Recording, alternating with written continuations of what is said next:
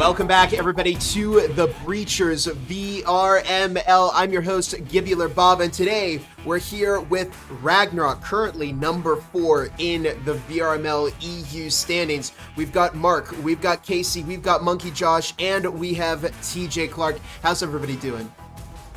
Yeah, fantastic, thanks. Doing amazing, Bob. Awesome. I'm good. Nice. Okay, so I think let's just get right into some of the questions here. Starting off, after 11 weeks of matches, you're finally here at the end. Congratulations for finishing. How does it feel to skip the Challenger Cup?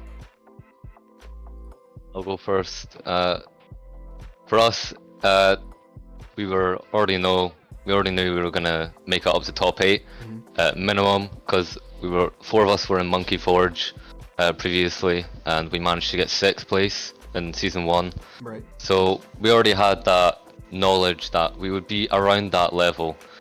A lot of us were very hopeful, and we're aiming for 1st, but as you can see, we're sitting in 4th.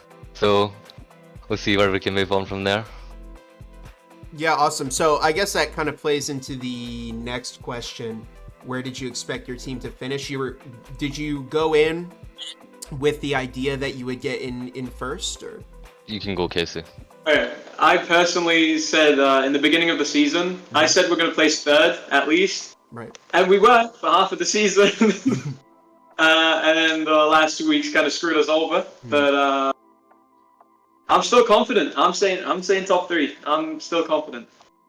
Awesome. All right, so on the subject of matches and matchups, what was the most challenging week or matchup for your team? Because there were a couple of bumps in the road. I've casted a couple different Ragnarok games over the season, and a lot of them went well, but I definitely know that this season wasn't without its hiccups. Yeah, I completely agree. For us, especially, it was IVI. That was our biggest struggle. They had this way of playing. It was extremely coordinated. Their strategy was on point.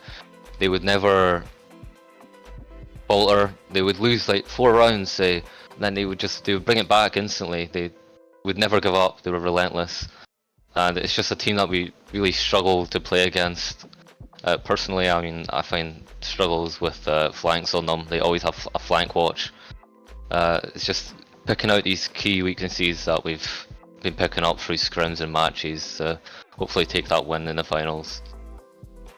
Yeah, and on the subject of the finals, how is your team preparing for the upcoming closed qualifiers?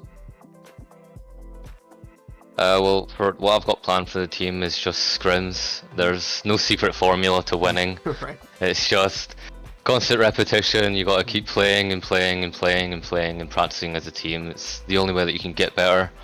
And if we end up losing in the end, then it just means we played worse in that moment, and we're just gonna keep practicing for the next season to hopefully win that. Are there any specific teams that you think might give you trouble? Anybody you're specifically worried about as you head into the close qualifiers? I think personally what Mark's been saying with IVI, to be honest with you, we've come awfully close to beating Acer twice now, I believe. Right. And we've still yet to beat them, I think, in a scrim. But we've got very close. We've got a few 6-alls in there. But IVI, I'd say, is still the number 1 team we're looking at. I think the way it's worked out with us in 4th place, I think we won't be seeing them until the finals. So we're safe for the quarters and we're safe for the semis. So we just need to keep practicing and try and knock out the next 2 teams, really. Awesome. Casey, how about you? Anybody on your mind? I mean, he said everything I wanted to say. I personally, I think on the team, I'm saying it every time. We have a chance against pretty much every team, in my opinion. But IVI, I'm afraid of IVI. Straight off. I think out of all the scrims and matches we've played, we've won against them once. And yeah, I mean, I guess you just gotta pray at this point. I'm actually going to go with Acer.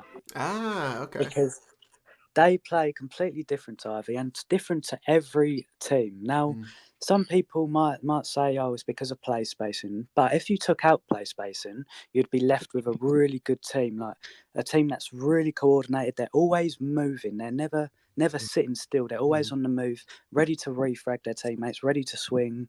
And it's just, you've got to be so focused, but you can't lose track of your surroundings as well. But if you do win the prize this season, what would you do with it?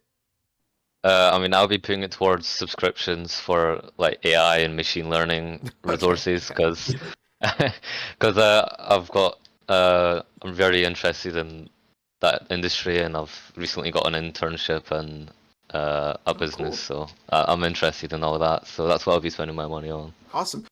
I think it's just going straight into savings, to be honest with you. Yeah. Probably put it towards a Quest 3 or just save for a car. Either Nice. one, Yeah. Awesome. Yeah. All right. Well, of course, we do wish you luck in the upcoming close qualifiers. There's going to be, a lot of tough matches, but your team has certainly shown a lot of promise over the course of season 2. So I'm excited to see where you all end up. But for now, that is going to do it for us over here at the Breachers VRML. Big thank you to Ragnarok here for giving me the opportunity to interview. And again, we do wish you luck in the upcoming closed qualifiers. So, all right, that is going to do it for us. We'll catch you all in the next interview. Have a great night, everybody.